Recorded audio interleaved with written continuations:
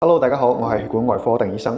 其實喺門診有唔少病人都會問，佢話醫生，我腳上面啲筋咧浮晒起身，但係咧又唔覺得唔痛唔癢喎。咁究竟需唔需要理佢？需唔需要做手術呢？咁今日呢條片咧就大概用2-3分鐘嘅時間，同大家科普一下呢個問題。一啲冇症狀嘅靜脈曲張，究竟需唔需要理佢？咁首先我哋要了解下咩叫冇症狀嘅靜脈曲張呢？咁基本上佢嘅表現咧就主要有3個咯。第一個咧就係腳上邊有啲青筋突起啦，咁可能有啲人比較少，有啲人比較多咯。咁第二個咧就係佢冇咩唔舒服嘅，唔痛唔癢又唔腫。咁第三個咧就係行得企得，所以就覺得冇咩問題啦。咁但係大家一定要知道，外表可能睇落去冇咩表現，冇咩唔舒服啦。咁但係實際上你嘅血管入邊啲血流可能已經出現咗問題啦，我哋叫做反流。咁如果靜脈曲張一直唔理佢，會有啲咩後果呢？咁其實靜脈曲張佢係一個慢性嘅病嚟嘅。一開始都係冇咩唔舒服嘅，所以好多人都冇太在意或者去理佢咁嘅。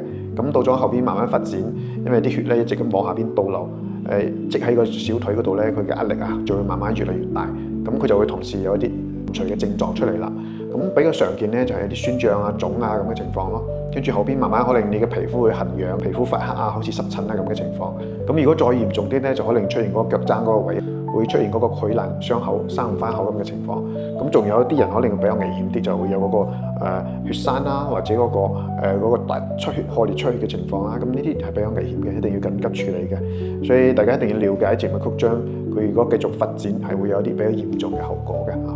咁邊啲人我哋會建議會早啲去睇醫生或者早啲去處理呢？主要有以下幾部分嘅人群。咁第一個就係你啲青筋突起係非常之爆嘅，有好似一嚿一嚿咁嘅。咁呢啲情況因為佢發生嗰個血栓或者出血嘅風險比較大，所以都係建議早啲去處理會比較好啲嘅。咁第二個就係一啲針對特嘅職業啦，包括嗰啲老師啦、護士啦、嗰啲銷售員啦，或者啲廚師啊等等，因為成日企喺嗰度唔喐咯，所以佢容易出現嗰啲相應嘅症狀咯。咁第三個係一啲女士啦，佢準備要生 BB 啊，準備要懷孕。咁喺呢一個階段咧，因為佢有好大嘅風險嘅，所以都係建議喺懷孕之前就處理咗呢個靜脈曲張會比較好啲嚇。咁第四個咧就係曾經有過嗰個血栓堵塞嘅情況，或者曾經有個爛腳嘅情況啦。咁呢啲係一定要盡早去處理嘅嚇。咁最後一個咧就係嗰個去睇醫生做咗一個 B 超彩超提示有嚴重嘅反流啦。咁哪怕你真係冇表現到明顯嘅靜脈曲張出嚟，都應該早啲去處理嘅。點樣去處理會比較好啲呢？一般嚟講，針對一啲早期嘅話，你可以使用嗰個醫用嘅壓力襪啦，保護你啲血管啦，同時促進啲血液回流啦。或者喺早期你可以試下食啲藥。咁當然啦，呢啲係冇辦法治療嗰個靜脈曲張嘅。我哋講點樣去解決呢個靜脈曲張嘅問題，唯一有效可以根治嘅辦法咧，都係靠嗰個手術㗎啦。咁依家有好多微創嘅手術，大家可以考慮咯，包括我哋依家做得比較多嘅儲華啦、射頻啦、激光啦等等。最關鍵嘅就係要用一啲科學嘅方法，早啲干預，預防一啲嚴重嘅併發症出現。OK， 咁最後再總結一下啦。其實腳上邊啲靜脈曲張咧，就好似個定時炸彈咁嘅。咁幾時會出現問題？出現啲咩問題？你都唔知道嘅。我哋點樣去預防呢啲嚴重嘅問題咧？就係早啲干預，早啲處理，唔好話頂到又痛啊又難受，出現嚴重嘅併發症先至去揾醫生。